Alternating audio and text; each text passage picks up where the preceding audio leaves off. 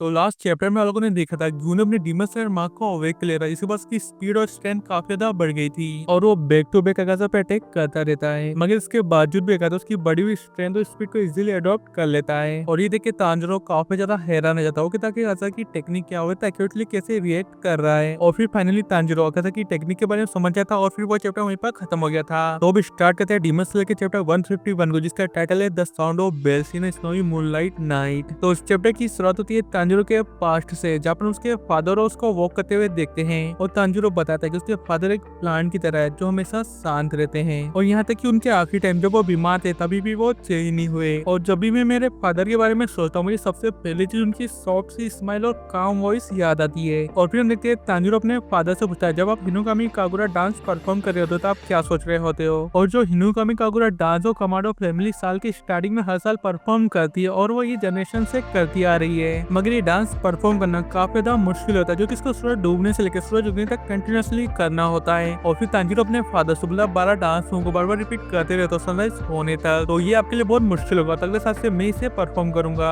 क्योंकि मुझे आपकी हेल्थ की चिंता है। और फिर तांजीरो के फादर रिप्लाई कहते और कहते थैंक यू तांजीरो, मगर मुझे इतने सालों में कभी नहीं लगा कि हिनुकामी कागुरा मेरे लिए डिफिकल्ट है। और ये सुन के तांजीरो थोड़ा हैरान हो जाता है। और फिर तांजीरो के फादर कहते हैं जी बिना, मगर मैंने जब पहली बार तुम्हारे ग्रैंड फादर से हिनुकामी कागुरा को सीखा था उस टाइम में यंग था, हेल्थियर था और काफी स्ट्रॉन्गर था अभी से, मगर तो भी मेरी सांसें फूल जाती थी और मुझे काफी डिफिकल्ट लगता था। मगर शायद ऐसा इसलिए क्योंकि मैं काफी अननेसेसरी मूवमेंट्स करा करता था। और सबसे इम्पोर्टेंट ये कि तुम्हारी ब्रीथिंग में तुम्हारा प्रॉपर कंट्रोल होना चाहिए ताकि तुम उसे मैक्सिमम स्ट्रेंथ पे रिलीज कर सको, वो भी कम से कम मूवमेंट्स पर। और जब तुम ऐसा करोगे तो तुम्हारा माइंड धीरे धीरे क्लियर हो जाएगा। और तांजीरो कहता है क्या क्लियर हो जाएगा। और फिर उसके फादर कहते हैं स्टार्टिंग में तुम्हें तुम्हारे मूवमेंट्स और सेंसिबिलिटीज को फाइंड करना सीखना होगा, जिससे कि तुम तुम्हारे सारे सेंसेस को ओपन कर सको और खुद की बॉडी के बारे में जान सको, यहाँ तक कि हर एक ब्लड वेसल को भी। और ये टाइम पीरियड बहुत ही हार्ड होगा और तुम्हें ऐसा भी लगेगा तुम कितना भी स्ट्रगल करो तो भी तुम आगे नहीं जा सकते, मगर एक बार जब तुम सीख गए, तुम्हें नॉलेज हो गया, तुम अननेसेसरी चीजों को कट कर सकते हो और तुम्हें तुम्हारे मूवमेंट्स में क्या जरूरी है तुम्हें वही रखना है और बाकी चीजों को क्लोज कर देना है। और फिर तांजीरो कहता है क्या क्लोज कर देना है। और फिर उसके फादर कहते हैं जब लोग ध्यान से सुनने की कोशिश करते हो अपनी आंखें क्लोज कर देते हैं ना, तो बिल्कुल उसी तरह तुम्हें फोकस करना है क्या उस टाइम पे सबसे जरूरी चीज है। और फिर तुम इन दी एंड अपने ब्लड वेसल्स और अपनी मसल्स को एक पलक झपकाने इतना इजीली कंट्रोल कर सकोगे। और फिर एक बार जब तुम्हारा माइंड क्लियर हो जाएगा तुम ट्रांसपेरेंट वर्ल्ड को देखने लगोगे,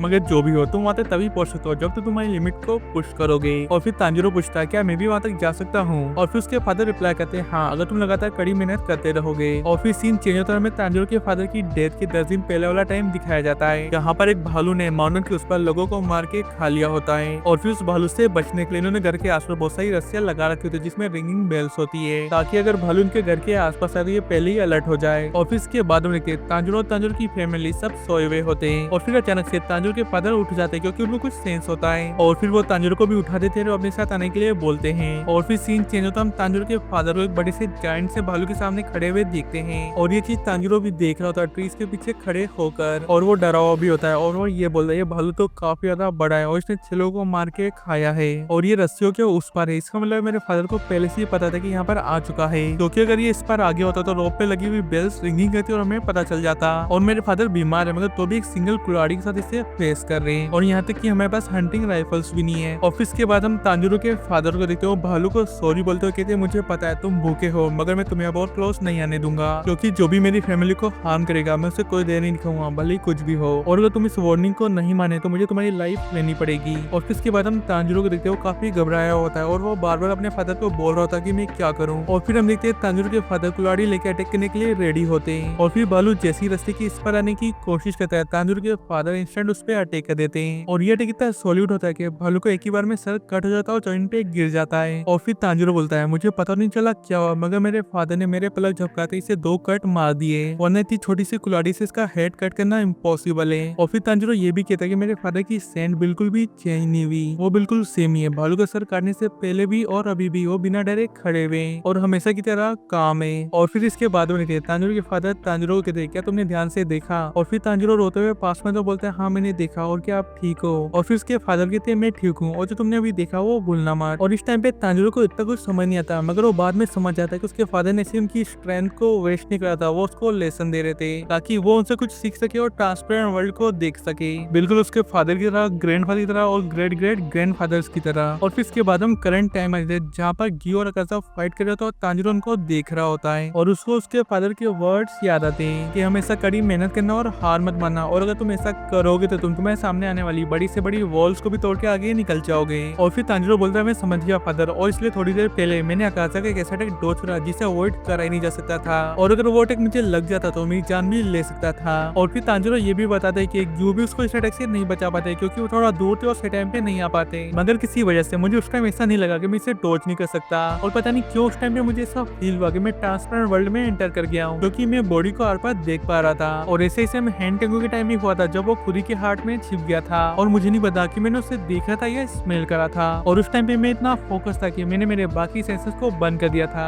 और मेरी बॉडी भी पहले से काफी फास्ट मूव कर रही थी। और फिर वो इनोस्के को भी सॉरी बोलता है क्योंकि जो इनोस्के ने कहा था वो सही था, तो भी वो उस पर डाउट करता है। और फिर तांजिरो कहता है ग्यू अकाजा से फाइट कर रहे हैं, इस मौके का मुझे फायदा उठाना और अकाजा को हराना होगा। और फिर ये चैप्टर यहीं पर खत्म हो जाता है। तो वीडियो पसंद आए वीडियो को लाइक करो, क्योंकि अब जितना ज्यादा वीडियो को लाइक करोगे मैं उतना जल्दी अगले चैप्टर्स लाता रहूंगा। और चैनल को सब्सक्राइब करना तो भूलना मत। तो मिलते हैं अगले चैप्टर में।